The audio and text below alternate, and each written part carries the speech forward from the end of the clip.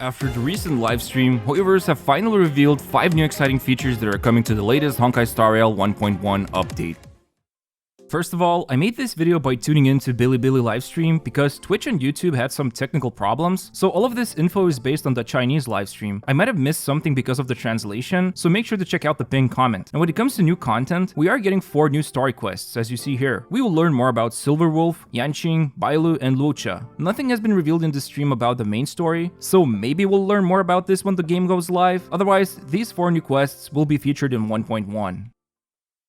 Now, as for the events, there's lots of them with amazing rewards. The main event featuring Silverwolf is going to have an interesting activity where you go around and look for graffitis, take photos of them, and then use special currency to redeem rewards, including a free 4-star Nihility light cone, which is pretty awesome. Another event based on the Belobog Museum will have an activity where you manage it and work with artifacts. Not the artifacts as in from Genshin, but like museum specimens. And the biggest thing about this event is that we will be able to get self-modeling resin for free as a reward, and this is a super rare resource, and you can use it to create a relic with any kind of main stat you want. Also, a quick look at some of the other rewards reveals we're gonna get a ton of credits, which I'm really looking forward to because I don't know about you, but I'm constantly running out of them. Then there's going to be a special combat event, kinda similar to Forgotten Hall, except here you can use trial characters, and there will be some special combat bonuses and rules you'll need to work around. And as you can see from the rewards, we will get materials to craft relics, which is always nice. Next, similar to Genshin, there will be double calyx drop rewards, and I believe it will be Golden and Crimson Calyx that will have an improved drop rate. There's also an event focusing around Herda's space station, where we will need to go and help out with various problems that have arisen there, and it seems like a new recipe, among few other things, will be rewarded to you for doing this.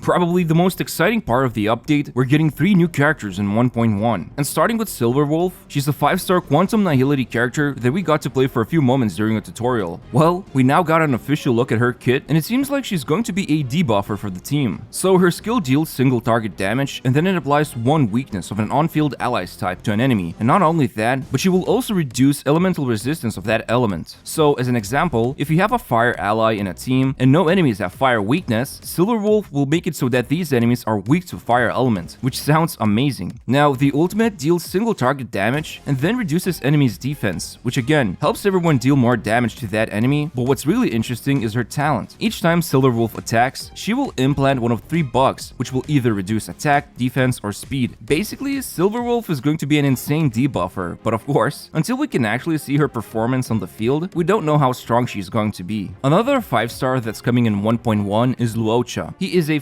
5-star imaginary abundance healer, and his skill will restore health to an ally, which seems pretty boring. But this skill is also a reactive ability, so when anyone in the team drops down below 50% health, he will immediately heal them. Now, his ultimate deals damage to everyone and removes 1 buff from each enemy, which is pretty amazing because only Pela was able to do that before. So now we've got another buff remover. Finally, his talent will deploy a field when he reaches 2 stacks of Abyss Flower. This field heals allies when they attack enemies, and you can obtain 1 Abyss Flower by using skill and ultimate. Honestly, while Luocha doesn't seem to have an AoE heal, the fact that he can keep healing in several ways is pretty interesting. And also, since he can remove buffs, I think he will be a strong healer in the game. Finally, there's also a new 4-star imaginary Harmony character. Yukong seems pretty similar to Tingyun, and not just because they both have a tail. So her skill boosts everyone's attack, while her ultimate increases everyone's critical rate and damage, which seems pretty insane. Not only that, but the ultimate also deals damage to a single enemy, so there's a great way to reduce some toughness as well. In fact, her talent improves her basic attack's damage and toughness reducing, so she's gonna be excellent against enemies with imaginary weakness. Finally, her technique is pretty noteworthy since it boosts movement speed when used in exploration, and when you enter combat, she will immediately boost attack of everyone. Now, the most important part, the banners. In the first phase, Silverwolf along with Asta, Danheng, and Serval will be on a featured banner, while in second phase, Luocha along with Pela, Qingqiu, and Yukong will be available to summon. Also, Luocha and Silverwolf will be getting their own signature light cones that you can pull for. First of all, I'm really surprised they revealed all the 4-stars here. That's not something we see when we play Genshin, so it's good to know we can plan around this. I think both of these banners have their pros and cons, and I will talk about this more in my next video that's coming soon. One thing I also want to mention is that during the Chinese livestream, I'm not sure if I understood this correctly, but Yukong will be given away for free in 1.2 update, not 1.1. But please make sure to double check this once the global livestream goes live. Either way, that sounds pretty good if it's correct.